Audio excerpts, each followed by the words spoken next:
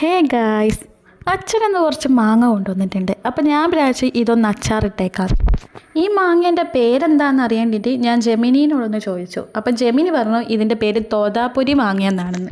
അങ്ങനെ ഞാൻ ഒന്നും കൂടെ ഒന്ന് ചോദിച്ചപ്പോൾ മൂപ്പര് പറഞ്ഞു ഇത് കിളിച്ചുണ്ടൻ മാമ്പഴമാണെന്ന്. മാങ്ങേൻ്റെ ഷേപ്പൊക്കെ കണ്ടിട്ട് എനിക്ക് അങ്ങനെയാണ് തോന്നുന്നത്, കിളിച്ചുണ്ടൻ മാമ്പഴം തന്നെയാണെന്ന്. ഈ മാങ്ങ കാണാൻ ഒരു കിളീൻ്റെ കൊക്ക് പോലെ ഉള്ളത് കൊണ്ടാണ് ഇതിന് കിളിച്ചുണ്ടൻ മാമ്പഴം എന്ന് പറയുന്നതെന്നാണ് ജെമിനി എന്നോട് പറഞ്ഞത്. അച്ചാറിന് ആവശ്യമുള്ള മാങ്ങ ഇങ്ങനെ ചെറുതായിട്ട് കട്ട് ചെയ്തെടുക്കുക.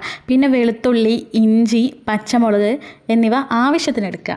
വിനിഗർ, നല്ലെണ്ണ, അച്ചാർപ്പൊടി, മഞ്ഞൾപ്പൊടി, കുറച്ച് കായം എന്നിവയാട്ടോ നമ്മൾ ഇതിൻ്റെ അകത്ത് ഇട്ട് കൊടുക്കുന്നത്.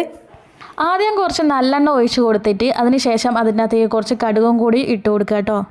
അങ്ങനെ കടുകൊക്കെ പൊട്ടി സെറ്റായതിനു ശേഷം നമ്മൾ അരിഞ്ഞു വെച്ച വെളുത്തുള്ളി അതിൻ്റെ അകത്തേക്ക് ഇട്ട് കൊടുക്കുക. വെളുത്തുള്ളി ഒന്ന് വാടിയതിന് ശേഷം നമ്മൾ അരിഞ്ഞു വെച്ച പച്ചമുളകും ഇഞ്ചിയും അതിൻ്റെ അകത്തേക്ക് ഇട്ട് കൊടുക്കുക. അങ്ങനെ അവസാനമായിട്ട് നമ്മൾ കട്ട് ചെയ്ത് വെച്ച മാങ്ങയും കൂടി അതിൻ്റെ അകത്തേക്ക് ചേർത്ത് കൊടുക്കുക കേട്ടോ.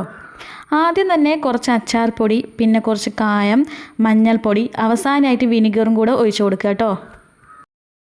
അതിൻ്റെ ഇടയ്ക്ക് നിങ്ങളൊന്ന് ഉപ്പിട്ട് കൊടുക്കണേ, ഉപ്പിടാൻ മറന്നു പോയരുതേ.